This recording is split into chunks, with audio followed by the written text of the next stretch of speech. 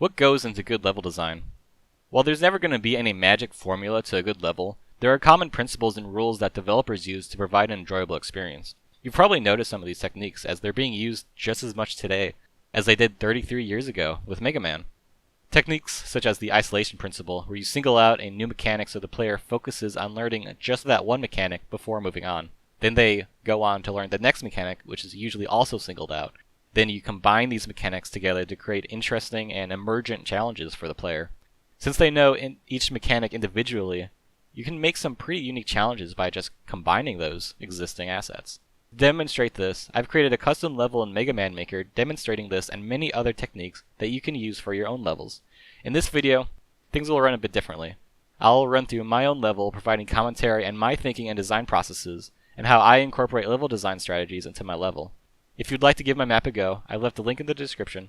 Let me know in the comments how you think I did, what you liked and didn't like, and how you also used these techniques or others that I didn't cover into your own levels or other games. If you're new here, my name is Chris, and this level was made to provide a concrete example of good level design mechanics.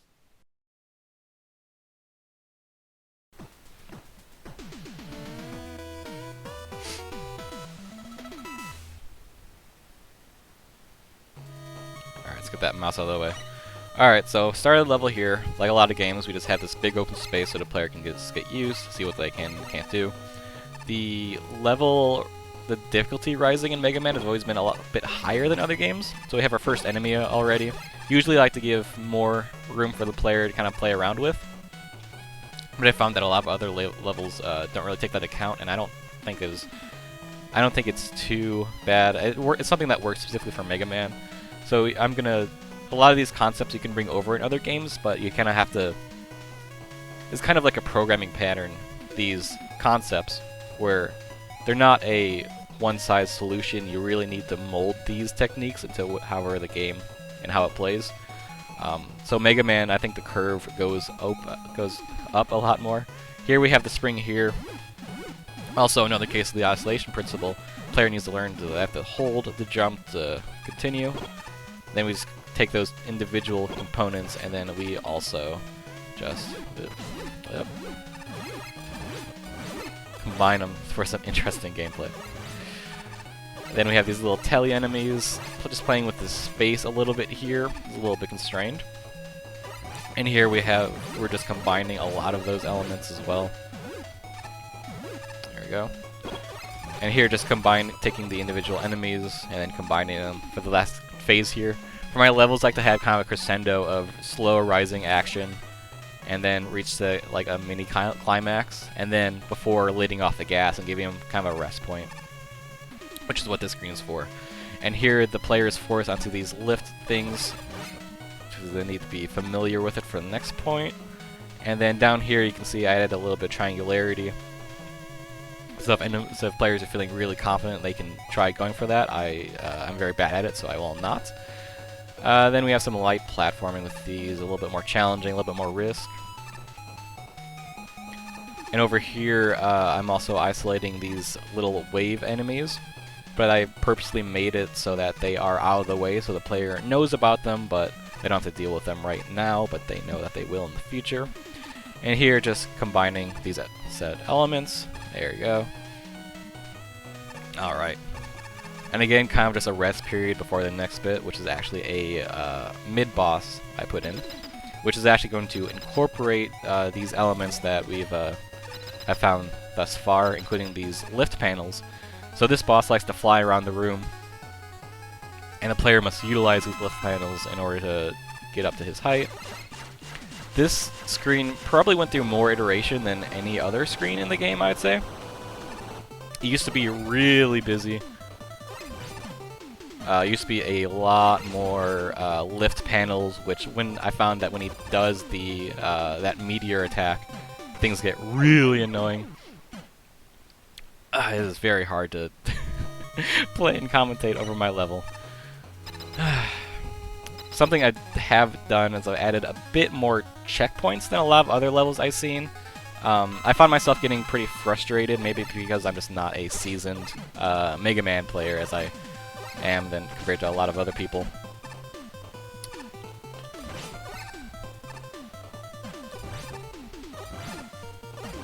This person's weakness is just a standard Mega Buster. Yeah, I found having a bunch of lifts in the level to be really annoying during the Metal Crush, the Meteor Crush segments.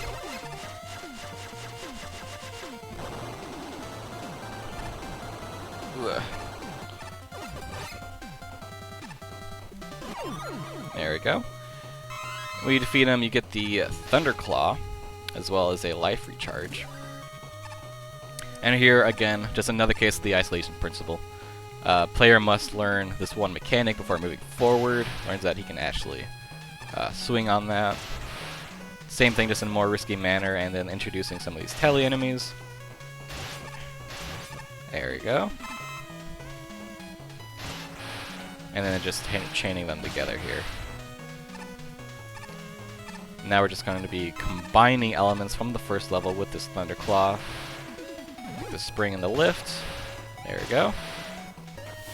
Alright, now we're getting into the third phase, which is actually outer space. So the gimmick in this phase is that there's low gravity. In reality, I'm just using the water, everything's underwater as you can see from the bubbles, to create an illusion of low gravity. And then a lot of this part is just going to be combining elements from those first two phases into this low gravity situation. I find that players kind of, on this part, struggled knowing where to go, so I added some extra walls, and they started consistently going in the direction I wanted to after adding those walls. They just ended up following along it. And this part, things are going to get a little bit harder. Now we have spikes, we have these enemies which present much more of a threat. There we go. Here I'm playing with space a little bit here because once Flyboy flies up, it gets kind of complicated. You can't jump at all here. And here I'm using the springs where now you definitely want to avoid them because it'll just throw you right up to the spikes. And just like the first phase, I'm combining both the tele enemies and the springs here. But whereas before you want to get on the springs, here you definitely don't. So there's some cluster of teles here, and I found myself getting out of realm, so I'm like, oh, I go back, but then the enemies behind you start to spawn, and things just get chaotic pretty quickly. But I found that to be a fun, interesting way of kind of manipulating how the game works. Okay, get the claw back, and same thing. Since we're in space, I can play with the distances a lot more here. And alright, we're getting into the last boss.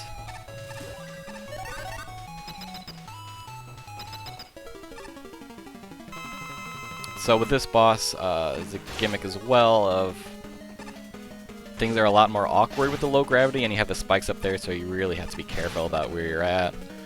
But his weakness is just the Thunderclaw here. And there you go.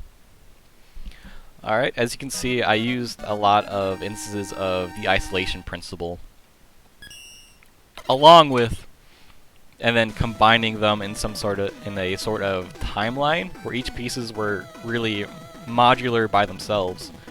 And then when you combine them, you get some really interesting and emergent gameplay.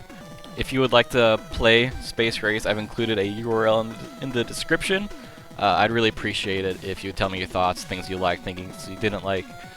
What I'd really like to hear is how any of you have incorporated these techniques into your own game, or your own Mega Man levels. Alright, well, my name is Chris. Thank you for watching.